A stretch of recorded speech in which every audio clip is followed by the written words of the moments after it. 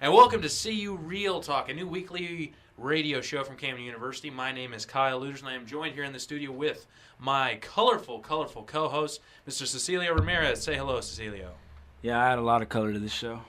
And Mr. Dan Hyde. Not as much as I do, though. Okay, well, we're going to talk about a variety of topics here on this show. What it is, basically a weekly radio forum, about a 10-minute show. Hope you guys listen and enjoy it. The first thing we're going to talk about today is something that's in the news a lot today. We're getting closer to we're getting closer to the end of primary time. We're getting close to convention time. Guys, we're going to talk about the Republicans and the Democrats. What are we doing with the presidential election right now?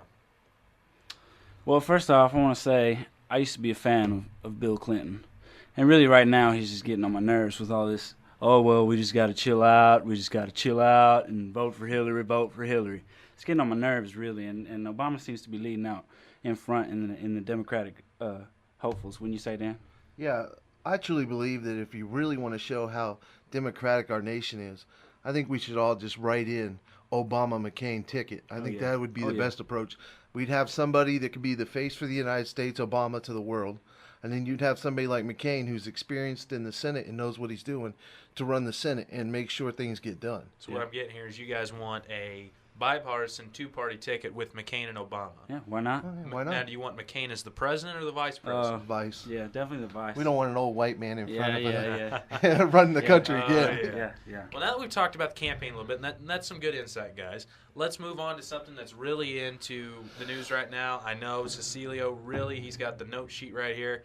Final Four action yesterday was a great slate of games. Memphis won their first game, and then Kansas stomped UNC last night. It wasn't even a game. It was just a blowout. Cecilio. Man, all I'm going to say is I don't even want to talk about the UNC-Kansas game because you're a fan of I'm UNC. a huge UNC fan, and I've been talking to Dan saying, oh, man, UNC's going to win it all. UNC's going to win it all. And last night was just disappointing, man. I mean, it was a massacre. I was happy because I have Kansas winning all of it in my bracket, so I'm actually kind of happy right now. Kansas definitely dominated that game, I mean, from the stretch. I mean, they took an early lead. They kept that lead.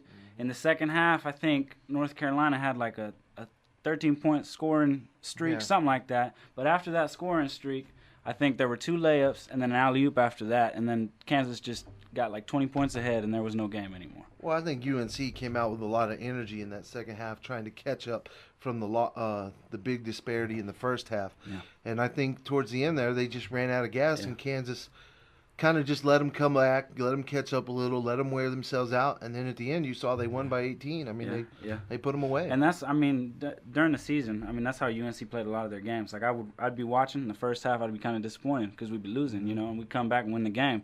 But that just wasn't the case against Kansas. I mean, Kansas came in as the number 1 seed, and I mean, they're proving why they need to be there. You know what I'm saying? Yeah, I like I said, I have Kansas winning it all, but after watching Memphis play in that first game. Ooh. Boy, howdy, I don't know. Man, I don't know what's going to happen. I'm going to tell you right now, I'm so happy to see Memphis doing good things because you remember my boy DeJuan Wagner. When he went to Memphis for a year and that was it. And ever since then, I've kind of been waiting for Memphis to have another streak again. And this is their year. This is the year for them. Did you see, I don't know if it was it on the TV or the newspaper? I can't remember where I saw it. But you know who I totally forgot was an alum of Memphis? Penny Hardaway. He went to Memphis. Yeah. And they said he was in the locker room congratulating him and everything. Yeah. I totally blanked it. He went to Memphis. Yeah, I wouldn't even thought that. I didn't even really know that, to tell you honestly. Penny Hardaway, that's some real star power right there. Okay, guys, so we're going to wrap up our Final Four segment right here. I'm going to point to you, Cecilio. First one, Memphis or Kansas? I want Kansas to win, but honestly, I'm going to go with Brandon Rush's team, KU all the way. Okay, Hyde? Since we're under the OU Board of Regents and it is a Big 12 thing, I'm going to have to go with the Big 12 team of Kansas. Keeping it political. We do keep it political here on the Real Talk, and that kind of leads us into our next segment here a little bit. It's been in the news recently down here that Oklahoma's legislation has proposed a bill that would allow students to carry concealed weapons into their classrooms. Now, this bill is generating a lot of controversy, and we're going to discuss it right here on Real Talk. Cecilio, You're kind of, in the SGA, or not really yet in SGA, but you kind of deal with it a lot on our shows and stuff like that, which are on YouTube right now. Just go to CUInternetTV with no spaces and click Get search. the plug in, Kyle. Yeah, Get the plug in. Tell them. Plug in. But I mean, Cecilia, you kind of follow it a little bit and everything like that, and you were talking to me about it before the show here. Yeah. What are your thoughts on this gun law thing? Well, like you said, Kyle. I mean, there's been news, on national news, even on CUTV news, and I've seen a lot of stories over it.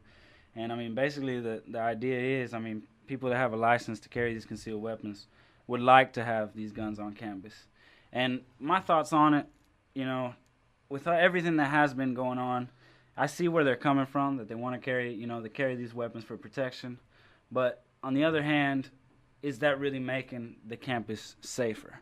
Or is it making it more dangerous? Because then you got a lot more people carrying guns than you would if you just had, just somebody that's nuts that just wanted to kill people.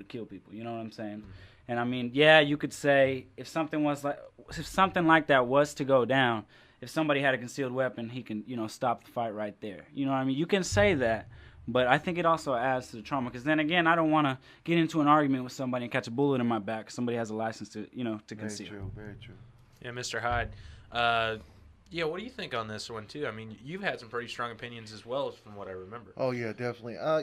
It passed in the Oklahoma House bill. They did actually pass a bill barely by a small margin to actually carry concealed guns. But my theory is are we in a couple of years going to have some story? It's no longer going to be the shootout at the OK Corral. It's going to be the shootout at such and such university, where two kids that had concealed weapons and two kids that came in trying to shoot the place up. Next thing you know, the whole classroom, you got innocent victims getting shot left and right because there is a fight out. I know not to say that we shouldn't have guns and that these guys should have free reign. What we should do is take a more interest in who's getting guns and who's buying guns and for what purpose they're buying those guns. So you're more in favor of more background checks and gun definitely. laws and stuff like that. That's what you're more in favor of, what you're trying to say, Mr. Hyde. Well, we will keep you updated on the legislation process of this bill. It's very controversial, like I said, so we're going to keep an eye on it here. We've got about 3 minutes left in the show here, so let's switch gears back to basketball. We're going to talk about the NBA West Conference. I see Cecilia smiling over there, so I'm going to give it to him first. What do you got here for us? Well, I mean, watching the games, I mean, there's definitely a fight. Everybody knows to get in the playoffs in the Western Conference, it doesn't matter if you have a good record. You got to have an outstanding record. You got to beat the other guys. And right now, we got the Dallas Mavericks. Yep. We got the Denver Nuggets. Yep. And we got Golden State. Houston. Well, yeah, at the bottom. Yeah, you're at the right. No, we're talking about the Dallas bottom, has actually moved up recently. Well, they moved up. I think it's going to be Golden State. Golden State dropped, for that last and Denver. Spot, Denver's still up against Golden State, but they still got some crucial games left. And of course, my pick, which I was wrong on the college pick. Yes, I had UNC all the way, but I mean Denver Nuggets is my team, and I'm hoping they pull together because I think they will fight in the playoffs. But the thing I thought was great was, I mean, I was watching ESPN and everything. They had Mavericks dropping out of the playoffs because they didn't think Dirk was going to be back so quick. Yeah. And I mean, he's been fighting through that high ankle sprain, and he's been playing, and he's been adding to that fury. What do you think, Dan? Well, the thing is that we're going to get into the playoffs, and we're going to say, these teams, when one team beat like the number 1 seed in the playoffs of the West gets beat by the number 18 or the number 8 team, we're going to go, oh my gosh, it was an upset. Yeah. But is it really an upset? Because in the West, it's so compact. In those 8 teams that are actually going to make the playoffs, they're all really good teams. Mm-hmm. So can you really call it an upset if 3 gets beat by 6? You know what I mean? Yeah. Is it really an upset when they're only like 3 or 4 games apart in their Western Conference? Now the East, granted, we're going to see the top teams like Detroit and Boston. They're going to make a great run through it, and it probably won't get interesting till probably the Orlando beats a team or two of team and then gets on. But once Detroit and Boston play, that's going to be the real East champion coming into it. Definitely, and I like the fact that we have a lot of new contenders this year. Oh, yeah. You know what I mean? I mean, you got Kobe carrying, the Lakers, and he has a good squad with him now. You got Houston. Yeah. That's been, I mean, they lost Yao Ming, and everybody said, oh, my God, we're Houston. For. Yeah, and look at them now. I mean, they won, how long was their streak? 20-something? 23 games. Yeah, 23 games. 22 games, I think. It's going to be a competition. Plus, you have the number 1 team in the East right now, which is the Boston Celtics, which is a whole brand new team besides Paul Pierce. And that's all I got to say about that. Yeah, and even Atlanta's making a show of it. Yeah, this year. even Atlanta. They're in the and 8th who spot. expected that? Nobody. Nobody. Who expected that? As you can see, basketball is a very unpredictable game here. Well, we're going to wrap it up here for the first edition of CU Real Talk. And we just want to remind you, like we plugged in the show earlier, you can catch all of CU TV and radio programming now on YouTube. Just go to youtube.com, type in CUInternetTV with no spaces, and click search. Well, for my esteemed color panelists in here, Cecilia Ramirez and Mr. Dan Hyde, I am Kyle Luters, and join us again for another episode of CU Real Talk.